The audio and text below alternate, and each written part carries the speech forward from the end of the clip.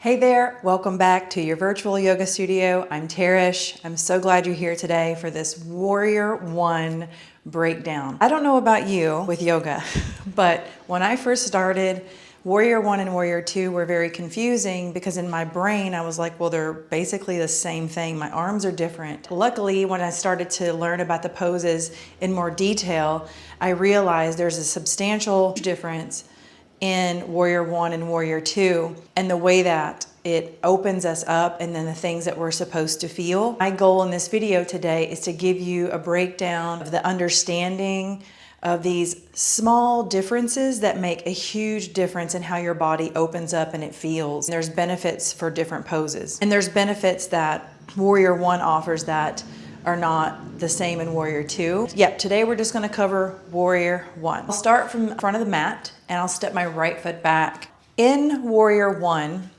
I take a shorter stance. Reason shorter stance than a Warrior Two is to allow both hip bones to face the front of the mat.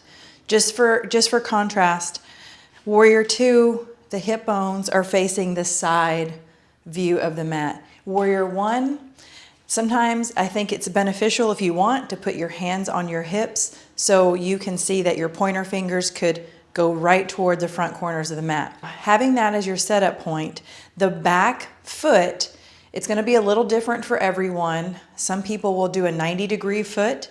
I almost have like a 10 to 20 degree back foot because that's what I need to have my hips facing forward. The right hip is shining forward and the back foot is pressing down. What this is enabling, what I'm feeling right now, is an intense stretch up the back of my leg and an intense stretch up the front of my right leg as well. It feels really nice and it's challenging for the muscles. The benefit of this is you're strengthening your ankle joints, you're strengthening the leg muscles, as well as lengthening the connective tissue and the muscles. So you can start with your hands at your hips and practice just how that feels on the mat without even incorporating the upper body just yet. Once you feel settled in the legs, I'm actually just gonna switch sides. So I'm gonna step my left foot back. I'm gonna shine both hips to the front of the mat. Again, Warrior Two, hips are to the side. Warrior One, hips are to the front of the mat. If you feel like you're walking on a tightrope and it's hard to balance in Warrior One, you can take the front foot, heel toe it open. So instead of being on a tightrope, you would be on like railroad tracks, and that would help with the balance issue. That's a thing, for real. So again, I'm pressing down through the back foot as I shine the left hip forward, and I'm feeling an intense stretch up the back of the left side and the front of the left leg. Good, hips are balanced. And once you have the legs in place, just notice that your front knee is gently bent. I can't go into it too deep because I lose the integrity of the grounded back foot. So this knee is not bent as deeply as it would be in a Warrior Two for myself.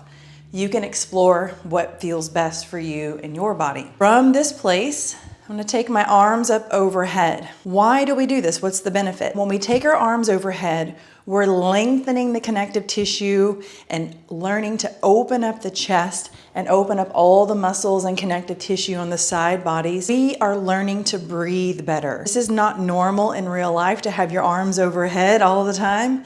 And what this is doing is it expanding and opening up the area that surrounds the lungs, the rib cage.